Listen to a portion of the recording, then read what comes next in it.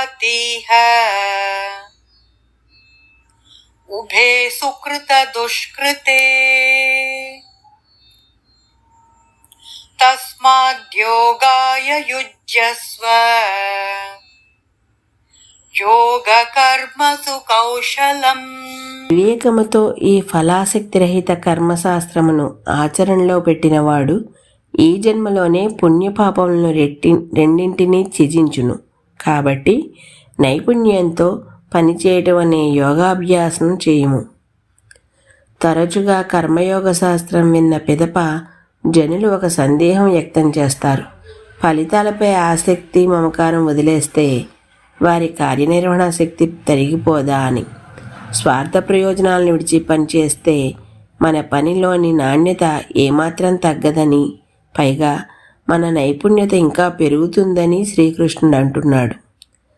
తన చికిత్సా ప్రక్రియలో రోగులను కత్తితో కోసే ఒక చిత్తశుద్ధి గల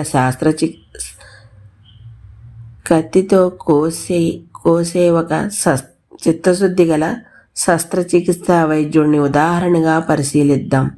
అతను తన విధిని సమత్వ బుద్ధితో నిర్వర్తిస్తాడు.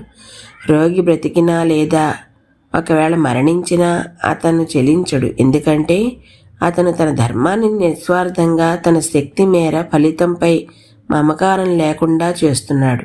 కాబట్టి ఒకవేళ శస్త్రచికిత్స ప్రక్రియలో రోగి మరణించినా ఆయనకు హత్య చేసిన అపరాధ భావన రాదు. కానీ అదే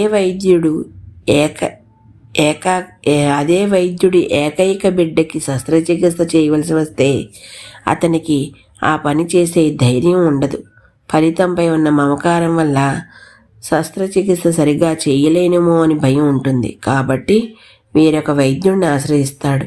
ఫలితములపై ఉన్న మమకారం మన నైపుణ్యాన్ని పెంచుతుంది, పైగా మన స్వార్థాన్ని దెబ్బతీస్తుంది అని దీని ద్వారా మనకు తెలుస్తుంది. దీన్ని బదులుగా మమకారం లేకుండా పనిచేస్తే భయం, ఆందోళన, చికాకు, ఉద్విగ్నత లేకుండా, గాబరా లేకుండా మన గరిష్ట నైపుణ్య సామర్థ్యంతో పనిచేయవచ్చు.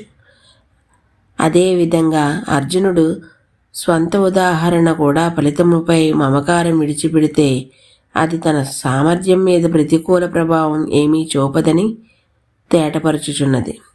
భగవద్గీత వినక ముందు అర్జునుడు రాజ్యం కోసం యుద్ధం చేయగోరాడు. శ్రీకృష్ణుడి ద్వారా భగవద్గీత విన తరువాత అతడు భగవంతుని పట్ల కర్తవ్యంగా శ్రీకృష్ణుడి ప్రీతి కోసం యుద్ధం చేశాడు. అతను అప్పటికి వీరయోధుడు, కానీ తన అంతర్గత దృక్పథం మారిపోయింది. తన కర్తవ్యాన్ని మమకార బంధాలు లేకుండా చేయడం అనేది అతన్ని ఏమీ తక్కువ సామర్థ్యం కలవాడిని చేయలేదు. నిజానికి దానికి విరుద్ధంగా అతను మరింత ఉత్సాహంతో పోరాడాడు. ఎందుకంటే తన పని ఇప్పుడు ప్రత్యక్ష భగవత్ సేవ అయిపోయింది. ఈ రోజుకి ఇక్కడ ఆపుతున్నాను. మిగతాది రేపు చెప్తాను. అంతవరకు ధన్యవాదాలు.